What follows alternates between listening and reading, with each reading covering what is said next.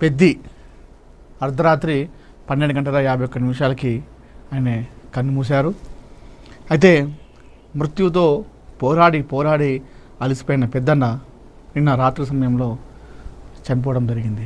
నిజంగా పెద్ది మరణంతో అటు బీఆర్ఎస్ పార్టీకి ఒక తీరని లోటు అని చెప్పుకోవాలి. కుటుంబానికి ఎట్లయినా తీరని లోటే, ఎందుకంటే ఒక ఇంటికి పెద్ద దిక్కు, వెళ్ళిపోతే ఎవరికైనా ఆ కుటుంబానికి అది తీరని లోటు.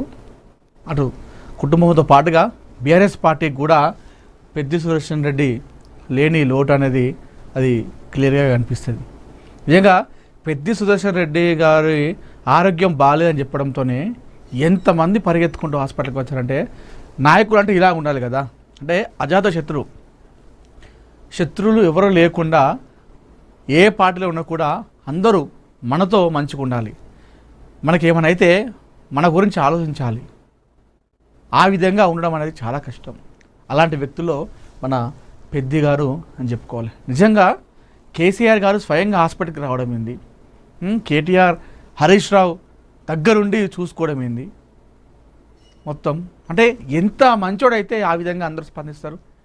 ఈటెల గారు ప్రస్తుతం ఆయన బీజేపీలో ఉన్నప్పటికీ కూడా ఈటెల గారు కూడా ఆయన కోసం రావడం జరిగింది హాస్పిటల్కి, ఆయన పరామర్శించిన కుటుంబాన్ని పరామర్శించడానికి. ఇతర పార్టీల నేతలు కూడా ఆయన ఆరోగ్యం గురించి ఆలోచిస్తున్నారు, ఆయన ఆరోగ్యం బాగుండాలని చెప్పేసి కోరుకుంటున్నారు. అజాత శత్రువుగా ఆయనకు మంచి పేరు సంపాదించుకున్నాడు. మామూలుగా కేసీఆర్ బయటికి రావాలంటే, ఆసుపత్రికి వచ్చి పరామర్శించాలంటే చాలా అరుదు.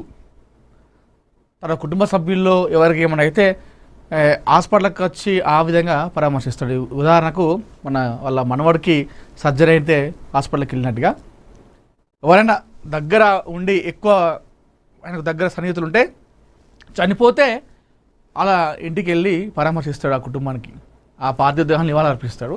అది కూడా తక్కువ చాలా.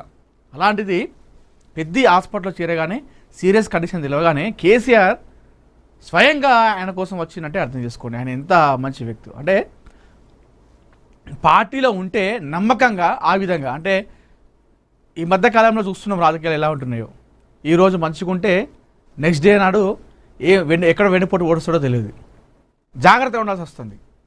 అట్లాంటి ఎలాంటి కల్మషం లేకుండా ఉన్న వ్యక్తి పెద్ది సుదర్శన్ రెడ్డి గారు.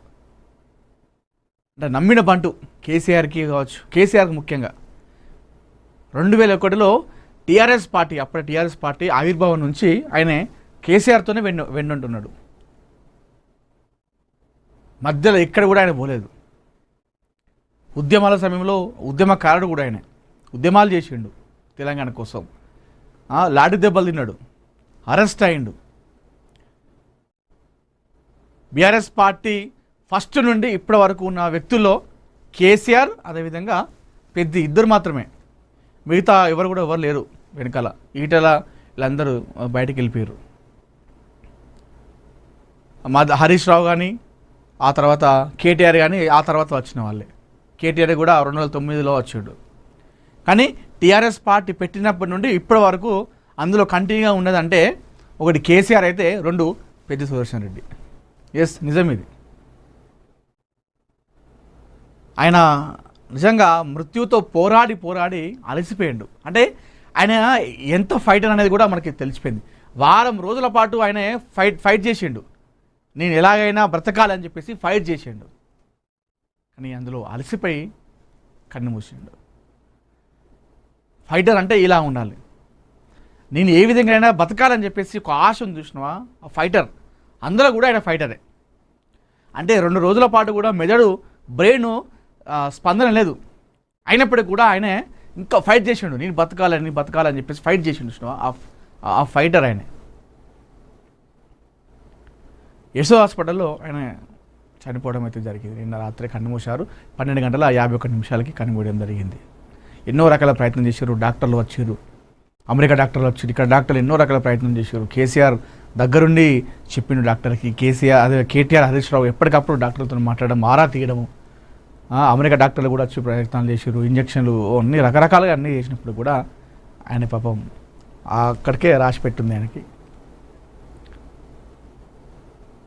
నాకు అంటే ఎన్ని రోజులు ఏదో అనుకున్నా కానీ ఈ మనిషి గురించి ఇంతమంది ఆరాటపడుతున్నారు, ఆయన బతకాలని చెప్పేసి, ఆయన ఆరోగ్యం మంచిగా ఉండాలని చెప్పేసి ఇంతమంది కోరుకుంటారంటే నిజంగా చాలా అరుదు ఇట్లా ఉండడం నాయకులు, చాలా అంటే చాలా అరుదు. ఆయన ఆ 45 నిమిషాలు ఎప్పుడైతే గుండె అయిపోయిందో దానివల్లనే ఈరోజు ఆయన చనిపోవడానికి కారణం కూడా అదే. 45 నిమిషాల పాటు గుండె అయిపోయిన తర్వాత కూడా మమత అనేటువంటి డాక్టర్ పాప ఆమె నిజంగా ఆ టైంకి 9 సార్లు సిపిఆర్ చేసి మళ్ళొకసారి పునర్జన్మని ఇచ్చింది ఆయనకు. అయితే అప్పుడు 45 నిమిషాలు అయిపోయింది. దానివల్లనే ఈరోజు ఇంత బాడీ పైన ఎఫెక్ట్ అయ్యి ఆయన బ్రెయిన్ పైన ఈ ప్రభావం చూపింది. ఆ రోజు 45 నిమిషాల పాటు గుండె అయిపోకపోతే ఈరోజు పెద్ద బతికేవాడు. మళ్ళీ అంత పెద్ద వయసు కూడా ఏం కాదు, అప్పుడు ఆయనకి 2 చిన్నపిల్లలే. ఆయన వయసు 54 అయినప్పటికీ కూడా ఇంకా చిన్నపిల్లలే, అంటే కొంచెం లేట్గా మ్యారేజ్ చేసుకున్నారు. పెళ్ళికి కూడా దగ్గరుండి కేసీఆర్ పెళ్లి చేయడం జరిగింది. ఆయన పెళ్ళికి వెళ్ళిండు, కేసీఆర్ వెళ్ళిండు, అది ఇంకా కవిత కూడా వెళ్ళింది. దగ్గరుండి ఆయన పెళ్లి చేసడం జరిగింది. అంటే అర్థం చేసుకోండి ఎంత ఒక నమ్మిన బంటు కట్టర్గా మనం నమ్మితే ఏ విధంగా ఉంటాడో ఆ విధంగా ఉన్నాడు. నమ్మిన బంటులాగా పెద్ది కేసీఆర్కు నమ్మిన బంటులాగా ఎంతోమంది కేసీఆర్తో నుండి ఏదో రకంగా మరి ఆయన పంపించిండో లేకపోతే వాళ్ళు విభజించి బయటికి వెళ్ళిరో కానీ ఎవ్వరు లేరు కేసీఆర్తో ఇప్పటి వరకు. పార్టీ 2001 నుండి 26 అంటే 25 సంవత్సరాల పాటు పార్టీతోనే ఉన్నాడు, టీఆర్ఎస్ పార్టీతోనే ఉన్నాడు. అంటే చాలా యంగ్గా, ఇప్పుడు 54 సంవత్సరాలు, అప్పుడు 25 అంటే దగ్గర 30 సంవత్సరాల వయసులోనే, అంటే యంగ్ ఏజ్లోనే ఆయన టీఆర్ఎస్ పార్టీలో చేరి ఇప్పటి కూడా అందులోనే ఉన్నాడు. చనిపోయే వారు కూడా టీఆర్ఎస్ పార్టీతోనే ఉన్నాడు, టీఆర్ఎస్ జెండా పట్టుకుని ఉన్నాడు. బీఆర్ఎస్ పార్టీలో బహిరంగ సభలు అంటే గుర్తొచ్చేటి పేరు, ఏకైక పేరు ఈయన పేరే. అంటే బీఆర్ఎస్ పార్టీ ఏదైనా బహిరంగ సభ పెట్టింది అనుకోండి, ఆ బహిరంగ సభ నిర్వహణ, ఆ కార్యక్రమం అయిపోయేంత వరకు దాన్ని సక్సెస్ఫుల్గా చేయడంలో ఆయన పాత్ర మర్చిపోలేనిది. అందుకే ఆయనను బీఆర్ఎస్ పార్టీ బహిరంగ సభల నిర్వహణ దిట్ట అని చెప్పేసి ఒక పేరున్నది. మొత్తం చూసుకుంటాడు దాన్ని అయిపోయేంత వరకు, స్టార్టింగ్ నుండి ఇంటి వరకు. ఉమ్మడి వరంగల్ జిల్లాలో టీఆర్ఎస్ పార్టీ అంత బలోపేతమైందంటే దానిలో ముఖ్యమైన కారణం ఆయన కూడా ఉండదని చెప్పుకోవాలి. వరంగల్ జిల్లాలో బీఆర్ఎస్ పార్టీ బలోపేతం కావడానికి, అక్కడ బీఆర్ఎస్ పార్టీ జెండా ఉండడానికి బలమైన కారకుల్లో పెద్ది గారి పాత్ర కూడా మర్చిపోలేదుగా మనం చెప్పుకోవచ్చు. ఒకసారి ఆయన ప్రస్థానం చూద్దాం. ఆయన ప్రస్థానం ఏంది?